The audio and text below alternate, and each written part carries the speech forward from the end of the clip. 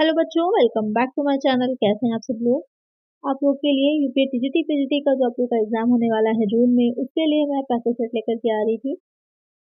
ये practice set आपके subject wise रहेंगे, जिससे कि आपकी इजी रहे यहाँ पे तैयारी करने के लिए कि किस सब्जेक्ट से क्या चीज़ें इंपॉर्टेंट है, कौन से पॉइंट इंपॉर्टेंट है, कहाँ पर आपको कितना पढ़ना है, तो आपके लिए आसान रहेगा। तो आई वीडियो को शुरू करते हैं। और आज की वीडियो में हम पढ़ेंगे कॉस्ट अकाउंटिंग से रिलेटेड जो आपकी सीरीज है वो स्टार्ट हो रही है, इसमें कॉस्ट अकाउंटिंग के क्वेश्चन रहेंगे। उसके अलावा अकाउंटेंसी की सीरीज भी आप लोग की आ रही थी, अभी आप लोग वो भी देख रहे होंगे। इस वीडियो में अब आपकी कॉस्ट अकाउंटिंग से स्टार्ट कर रहे हैं। तो अगर वीडियो अच्छी लगे तो लाइक जरूर से कर दीजिएगा और चैनल पर नए हो तो सब्सक्राइब कर लीजिएगा। आइए शुरू करते हैं। फर्स्ट क्वेश्चन लेते हैं। लागत लेखांकन है cost accounting is art and science statistics. Her subject का सबसे पहला ये क्वेश्चन रहता है कि वो सब्जेक्ट आर्ट है या फिर साइंस है या फिर बोथ। तो यहाँ पर हम लागत लेखांकन की बात करें तो लागत लेखांकन क्या है, कला एवं विज्ञान दोनों ही है। क्योंकि विज्ञान होने के लिए किसी भी चीज के लिए इम्पोर्टेंट है, आपको ये पता होना चाहिए कि उसके रीजन या कॉज में क्या आपस में कनेक्शन होता है, यानी कि कार्य और परिणाम में क्या संबंध होता है, या फिर कैसे उस काम को किया जा रहा है। जैसे कि साइंस है, एक साइंटिफिक तरीके से एक स्टेप बाय स्टेप आगे बढ़ा जाता है, सेम कॉस्ट अकाउंटिंग में भी किया जाता है। इसमें आपके पहले से अनुमान लगाए जाते हैं इसमें, और कॉस्ट अकाउंटिंग में भी एक माप निर्धारित किया जाता है, स्टैंडर्ड निर्धारित किया जाता है। उसी के बेसिस पर ही ये देखा जाता है कि जो स्टैंडर्ड हमने डिसाइड किए थे उसके अकॉर्डिंग भी हमारा काम हुआ है या कोई चेंजेस आए हैं। तो वो सारी चीजें आपकी कॉस्ट अकाउंटिंग में भी रहती हैं, इसलिए इसको हम विज्ञान मानते हैं। कला क्या होती है? कला किसी काम को करने का तरीका बताती है कि कैसे हमें उस काम को करना है।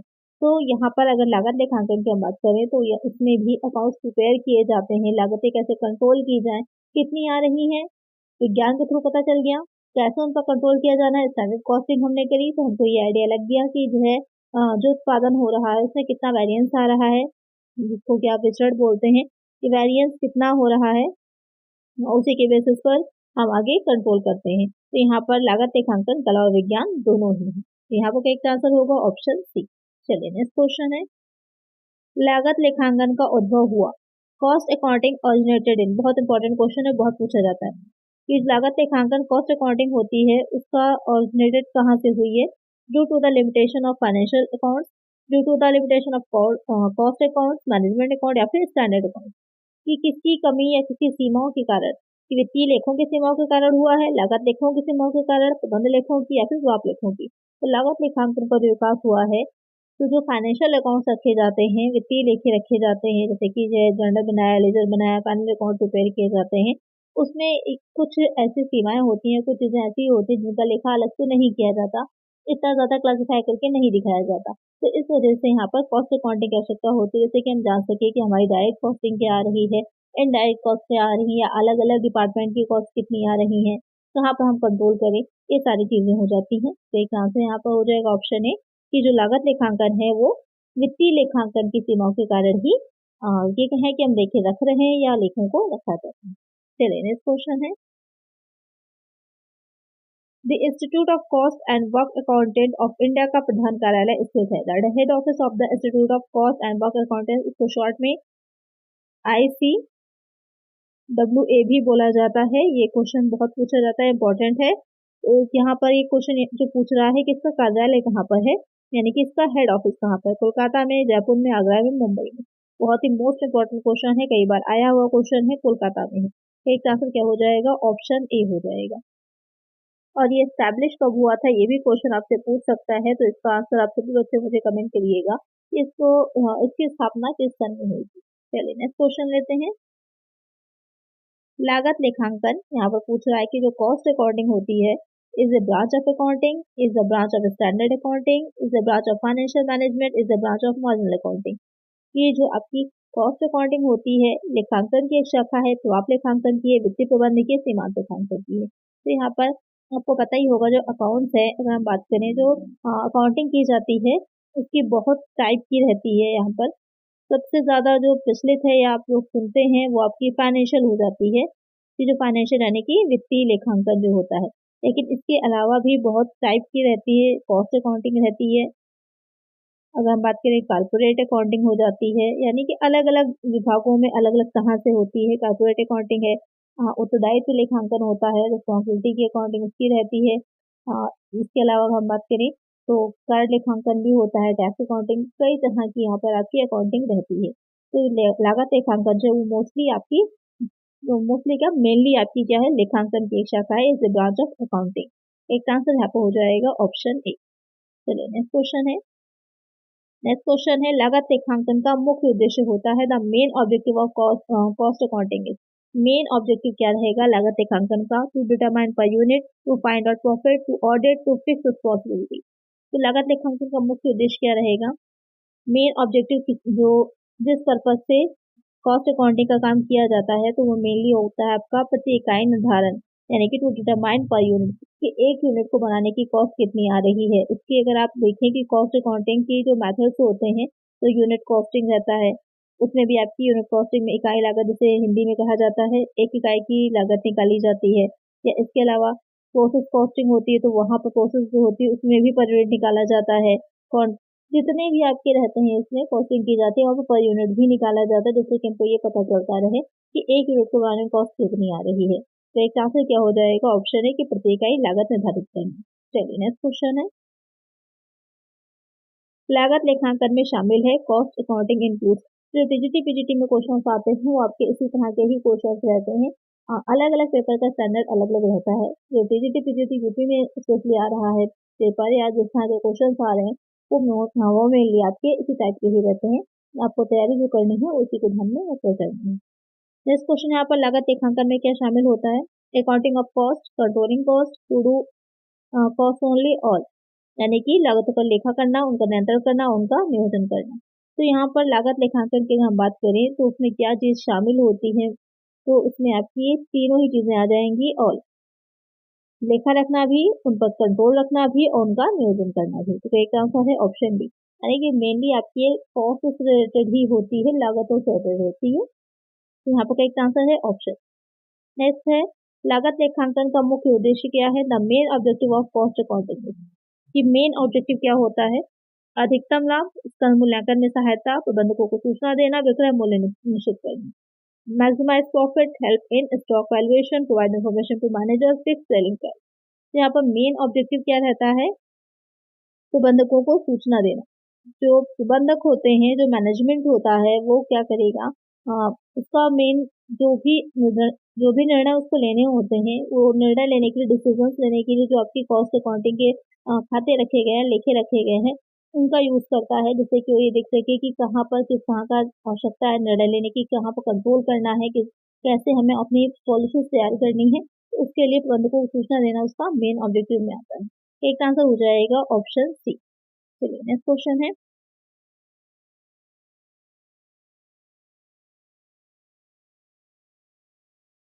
नेक्स्ट क्वेश्चन यहाँ पर लागत लेखांकन का प्रमुख उद्देश्य है, the main objective of cost accounting is profit को मैक्सिमाइज करना, help in stock valuation, set standard, provide information to management for decision making.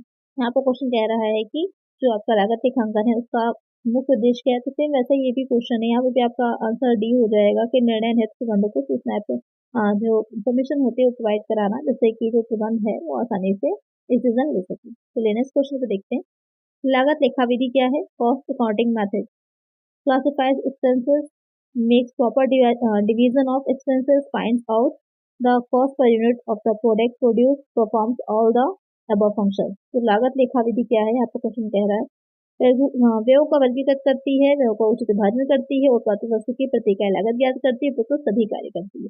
तो लागत लेखा विधि जो है वो क्या मेन उसका रहता है कि ये सभी कार्य करती है, क्लासिफाई करते हैं एक्सपेंसेस को, डायरेक्ट हैं, कौन से इनडायरेक्ट है, इसमें या फिर कुछ सेमी वेरिएबल होते हैं आपके, तो उनको, या फिर वेरिएबल है, फिक्स्ड हैं, इस तरह से डिवाइड करती है, अलग अलग क्लासिफाई करती है। Makes proper division of expenses, व्ययों का उचित विभाजन करती है कि कहाँ पर कितने व्यय, किस डिवीजन पे कितने व्यय आ रहे हैं। तो कुछ ऐसे एक्सपेंसेस होते हैं जो कंबाइंड हो रहे होते हैं, तो वहाँ पर अलग अलग, जैसे कि कई चीजें एक साथ उत्पादित हो रही है तो उन पर अलग अलग जो बांटने का काम भी करती है। Finds out the cost per unit of the product produce, जो भी उत्पादित वस्तुएं की जा रही उनकी प्रति इकाई लागत, क्योंकि इसका मेन ही ऑब्जेक्टिव था। ये तीनों ही तरह के कार्य करती है। तो एक आंसर होगा ऑप्शन डी। चलिए यहाँ पर आप डिफिनेशन है, क्योंकि एग्जाम में ये चीज ध्यान में रखिएगा, डायरेक्टली डिफिनेशन भी पूछी जाती है, तो डिफिनेशन भी आपको ध्यान में रखनी है। अलग अलग सब्जेक्ट में कुछ इंपॉर्टेंट डिफिनेशन हैं, उनको अलग से नोट भी करते जाइए और याद भी करते जाइए। यहाँ पर ये क्वेश्चन कह रहा है कि लागत लेखे वित्तीय लेखों के पूरक और सहायक लेखे होते हैं। इसका उद्देश्य किसी संस्था या उसे किसी विभाग के कार्य से संबंधित विस्तृत एवं क्रमबद्ध अतिरिक्त सूचना प्रदान करना होता है, ये कथन है। Cost accounts are supplementary and supportive accounts of financial accounts, and its purpose is to provide detailed and systematic additional information related to the work of an organization or any of its departments.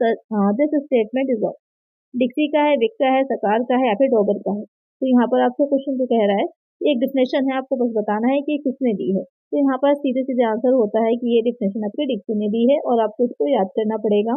तो इसमें इतनी भी important है जैसे कि लागत लेखांकन क्या है, जो भी इंफॉर्मेशन इससे रिलेटेड आपकी इम्पोर्टेंट डेफिनेशन है उनको अलग से नोट करके आपको याद करना पड़ेंगी या वित्तीय लेखांकन की है। तो यहाँ पर एक आंसर है ऑप्शन। चलिए नेक्स्ट क्वेश्चन है, ये भी एक डेफिनेशन ही है कि लागत लेखा विधि का मुख्य उद्देश्य एक उत्पादन इकाई की कुल लागत निकालना है, ये कथन है। The main objective of cost accounting method is to find out the total cost of production unit. ये डेफिनेशन किसकी है? तो ये आपकी डेफिनेशन हो जाएगी सरकार की। एक आंसर क्या हो जाएगा? ऑप्शन ए हो जाएगा। तो इस तरह के क्वेश्चन को भी आप जरूर से ध्यान में रखिएगा। डायरेक्ट क्वेश्चन बनते हैं, आपको अगर आंसर पता है तो यहाँ पर कुछ भी आपका ना टाइम वेस्ट होना है ना आपको ज्यादा ध्यान देना है। चलिए नेक्स्ट क्वेश्चन है, निम्नलिखित में से कौन सा उद्देश्य लागत लेखांकन का नहीं है? Which of the following is not the objective of cost accounting? To find out the correct cost of goods, to control the cost of production, to help in future policy making, to help in marginal managerial decision. यहाँ पर कौन सा उद्देश्य लागत लेखांकन का नहीं है, ये क्वेश्चन कह रहा है। तो अभी तक हमने देखे कि क्या उद्देश्य है, ये क्वेश्चन है आपका कि क्या ऑब्जेक्टिव नहीं है। तो यहाँ पर जो फर्स्ट आपकी वीडियो है, यहाँ पर बेसिक से क्वेश्चन से स्टार्ट किया है मैंने, जो कि आपके एग्जाम में पूछे भी गए हैं और इम्पोर्टेंट भी हैं और कभी कभी एग्जाम में कंफ्यूजन भी क्रिएट करते हैं।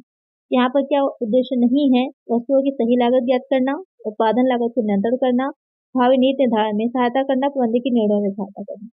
तो यहाँ पर जो ऑप्शन दे रखे हैं उसके अकॉर्डिंग आपके चारों ही ऑप्शन आ रहे हैं, तो एक ई ऑप्शन यहाँ पर और ऐड कर लीजिए।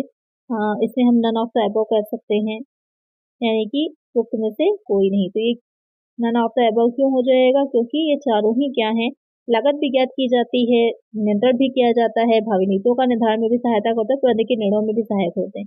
तो यहाँ पर इनमें से कोई नहीं, क्योंकि ये तीनों चारों ही क्या है, लागत लेखांकन के उद्देश्य है, इसलिए नन ऑफ द अबव ही आपका करेक्ट आंसर होगा। चलिए नेक्स्ट क्वेश्चन लेते हैं। नेक्स्ट क्वेश्चन है, लागत नियोजन में सबसे अधिक महत्वपूर्ण यंत्र है। The most important tool in cost planning is direct costing, cost sheet, budget, marginal costing. Question यहाँ पे क्या कह रहा है कि जब कॉस्ट की प्लानिंग कर रहे होते हैं तो वहाँ पर सबसे इंपॉर्टेंट यंत्र हमारे पास कौन सा होता है, जिसकी वजह से हम ये काम कर सकते हैं?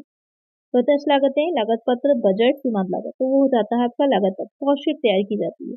कॉस्ट शीट जो होती है उसको प्रिपेयर करने के बाद हमें ये पता चलता है कि कहाँ पर कितनी डायरेक्ट कॉस्ट आ रही है, कितने डिपार्टमेंट, जैसे कि सेलिंग डिपार्टमेंट है, डिस्ट्रीब्यूशन है, इन सब में कितनी कितनी कॉस्ट आ रही है, किस किस चीज़ों से रिलेटेड है, कहाँ पर हम कंट्रोल कर सकते हैं, वो सारी चीज़ें हमको पता चल पाती हैं। तो लागत नियोजन में आपका लागत पत्र जो कॉस्ट शीट होती है वो बहुत ही इंपॉर्टेंट टूल होती है। एक आंसर होगा ऑप्शन बी। चलिए नेक्स्ट क्वेश्चन है, खिलौना बनाने वाली कंपनी को उपयोग करना चाहिए। A toy manufacturing company should use unit costing, group costing, सब जॉब कॉस्टिंग या फिर मल्टीपल अकाउंटिंग। यहाँ पर क्वेश्चन क्या कह रहा है, जो एक टॉय मेकिंग कंपनी है तो किस तरह की लागत जो अपने अकाउंट्स रख रही, कॉस्ट अकाउंटिंग कर रही है, तो कौन से तरीके का या कौन सा मेथड का यूज करती है, ये क्वेश्चन यहाँ पर आपसे पूछ रहा है। तो किसका यूज करेगी? वो समूह लागत का, जॉब ग्रुप कॉस्टिंग कहें या उसको बैच कॉस्टिंग भी कहा जाता है। समूह लागत जो होती है उसको हम बैच कॉस्टिंग भी कहते हैं, उसको भी ध्यान में रखिएगा, उसका यूज किया जाता है। तो एक आंसर हो जाएगा ऑप्शन बी, क्योंकि जो खिलौने बनते हैं वो आपके देखा होगा कि एक तरह के बन रहे हैं, तो किसी भी टॉय कंपनी जो है वो एक ही तरह के नहीं बनाती है, उसमें बहुत तरह के बनते हैं और काफी बल्क में बनते हैं। तो इस वजह से क्या होता है, बैच कॉस्टिंग का यूज किया जाता है। तो एक आंसर हो जाएगा ऑप्शन बी। चलिए नेक्स्ट क्वेश्चन है, बहुसंख्यक लागत निर्धारण पद्धति प्रयोग की जाती है। Multiple costing method is used oil refinery में, कार मैन्युफैक्चरिंग कंपनी में, शुगर मिल में, मल्टी प्रोडक्ट कंपनी में। क्वेश्चन क्या कह रहा है, बहुसंख्यक लागत निर्धारण पद्धति का यूज जो होता है वो कहाँ पर किया जाता है या किस उसमें किया जाता है। यहाँ पर आपके ऑप्शन दे रखे हैं, तेल परिष्करणशाला में, कारनेबाड़ी कंपनी में, चीनी मिल में, बहुत बात कंपनी में। तो नाम से ही क्लियर हो जाता है, यहाँ पर जो बहुसंख्यक लागत यानी मल्टीपल कॉस्टिंग अलग अलग तरह की जा रही है। कौन सा करेक्ट आंसर इसमें से होगा, इसका आंसर आप सभी बच्चे मुझे कमेंट करेंगे कि किसमें इसका यूज किया जाता है मल्टीपल कॉस्टिंग का। तो इसका आंसर आप सभी लोग मुझे कमेंट करिएगा। सही आंसर इसका जो है वो नेक्स्ट वीडियो में मैं आप लोग को बताऊंगी। आज की वीडियो में इतना ही। अगर वीडियो अच्छी लगी है तो लाइक जरूर से कर दीजिएगा, चैनल पर सब्सक्राइब कर लीजिएगा और फ्रेंड्स तक वीडियो को शेयर करिएगा। मिलते हैं नेक्स्ट वीडियो में। Thank you.